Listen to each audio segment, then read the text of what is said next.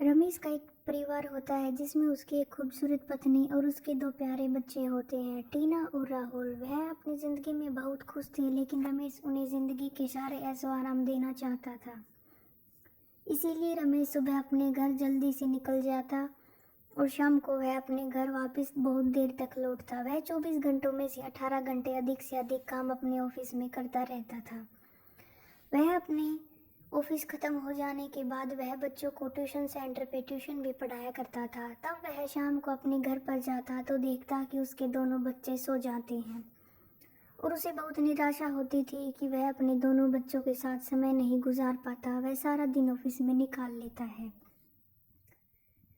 तभी अगली सुबह रमेश की पत्नी उसके पास आती है और कहती है कि तुम पैसों के पीछे इतना क्यों भागते हो? बच्चे तुम्हें दिन भर बहुत मिस करते हैं, लेकिन तुम उन्हें नहीं मिलते और रात को तुम उनके सो जाने के बाद घर पर आते हो। तो रमेश का जवाब होता है कि मैं जो कुछ भी कर रहा हूँ यह तुम तीनों के लिए ही कर रहा हूँ। और रमेश चला जाता है और कहता है कि वह आज थोड़ा और लेट आएगा क्योंकि ऑफिस में बहुत ज़्यादा काम है। रमेश की मेहनत रंग लाती है और वह एक नया और बड़ा शानदार घर खरीद लेते हैं। वहीं अगले दिन उसकी पत्नी फिर रमेश के पास आती है और कहती है कि हम अपनी ज़िंदगी में बहुत खुश हैं, हमारे पास जो है हम उसमें जी लेंगे, लेकिन आप बच्चों के साथ थोड़ा समय गुजारा करें। वहीं रमेश अपने दोनों बच्चों टीना और राहुल का एक अच्छे से स्कूल में एडमिशन करवा देता है और थोड़े दिन बाद रमेश के दोस्त उसे एक नए व्यवसाय के लिए पूछते हैं और रमेश उन्हें हाँ भी कर देता है। तभी चारों दोस्त मिलकर अपने नए व्यवसाय में बहुत मुनाफा कमाते हैं और चारों दोस्त बहुत खुश होते हैं और वह सोचते हैं कि हम एक नया व्यवसाय और करेंगे। दिन प्रतिदिन तीनों दोस्त बहुत अमीर होते जा रहे थे। वही रमेश उस दिन अपने घर जल्दी आ जाता है और अपनी पत्नी और दोनों बच्चों को कहता है कि हम अगले रविवार को समुद्र तट के पास घूमने के लिए चलेंगे।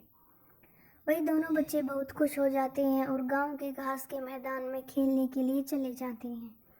दोनों बच्चे कूदते फिरते रहते हैं। वहीं जब रविवार आता है तो रमेश की पत्नी और उसके दोनों बच्चे समुद्र तट के पास पहुंच जाते हैं, लेकिन रमेश का इंतजार करने के बाद वह वहां नहीं आता। वहीं थोड़ी देर बाद रमेश समुद्र तट के पास आता है तो वह उन्हें नहीं मिलते और वह उन्हें बहुत देर तक ढूंढता रहता है।